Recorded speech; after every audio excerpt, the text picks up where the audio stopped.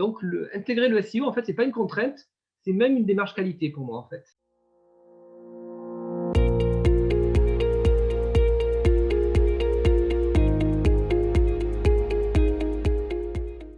Alors, le référencement naturel ou SEO. La SEO, c'est l'acronyme anglais de Search Engine Optimization ou optimisation pour les moteurs de recherche.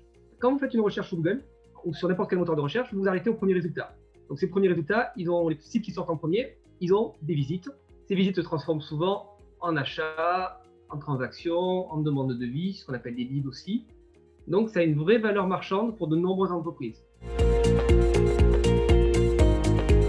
Voilà, ce qui est intéressant dans le SEO, en fait, j'aime bien comparer d'autres métiers. En fait, à la fois, on est des médecins et des préparateurs sportifs. Quand un site va bien, quand il est en pleine forme, on est un préparateur sportif. On l'entraîne, on le fait progresser, on le fait avancer. Et quand un site, parfois, on a des clients qui arrivent qui nous disent au secours, mon site, alors on dit l'expression ranké, il ne se positionne pas. Qu'est-ce que je peux faire? Donc là, on va faire tout un travail d'analyse, se rendre compte, ah oui, mais il y a tel aspect qui ne va pas, et le travailler. Je vous prends un exemple, il y a quelques années, en 2015, quand je suis arrivé chez Digimood, 2015-2016, on a un client dans les téléphones mobiles qui arrivait et qui me dit au secours, mon site ne rank pas, je ne comprends pas pourquoi. En analysant le code informatique, on s'est rendu compte qu'il avait utilisé pour son menu une technologie qu'on appelle Ajax qui n'était pas lue et pas du tout comprise à l'époque par l'algorithme. Donc pour l'algorithme du moteur de recherche, pour Google, son site n'avait pas de menu. L'utilisateur voyait un menu, Google ne voyait pas de menu. Donc on a rajouté un menu, on a optimisé aussi le maillage interne et son trafic a été multiplié par 8 en un an. Donc on a vraiment cette dimension derrière de réflexion, d'analyse, de travail. On a aussi des thématiques très variées. On peut travailler le matin sur le tourisme, l'après-midi dans le bâtiment et le lendemain dans la logistique. Donc on s'intéresse aussi à des problématiques de tous les secteurs et comme on a une réflexion axée sur l'utilisateur aussi, à côté des aspects techniques, on a aussi cette dimension de creuser sur des marchés, de comprendre des marchés, de comprendre les attentes des clients. Quand on travaille leur contenu, c'est de comprendre aussi leur positionnement. Donc, surtout quand on est en agence, on ne s'ennuie pas. Et on a beaucoup de SEO qui vont chez l'annonceur et qui reviennent en agence parce que chez l'annonceur, vous êtes focus sur un dossier, il peut être très complexe, vous avez une vision. Quand vous êtes en agence comme chez Digimood, vous allez avoir 2, 3, 4 dossiers et ces dossiers-là vont être très différents, vont être dans des thématiques différentes, donc on apprend vraiment beaucoup plus. Et comme on a une équipe de SEO aussi, vous avez des gens comme moi qui sont experts reconnus depuis 20 ans, vous avez des un peu plus juniors, donc les juniors apprennent beaucoup aussi des experts qui sont là, qui ont une vision du métier, alors que quand on est chez annonceur, qu'on est le seul SEO, on ne peut pas apprendre autre que par de la veille, des formations, etc. On n'a pas cette émulation interne.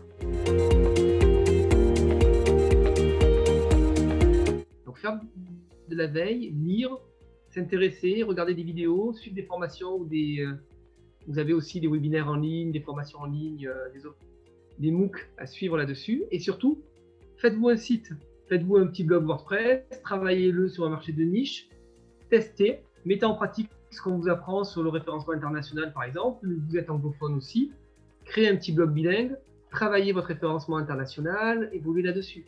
Vraiment, il n'y a rien de tel que créer son site, le faire évoluer, le développer, c'est ça qui vous fera progresser. C'est vraiment de chercher à comprendre par vous-même, à mettre en pratique ce que vous allez lire, ce que vous allez découvrir, ce que vous allez acquérir comme savoir en cours, par des livres, par des formations, par des MOOC.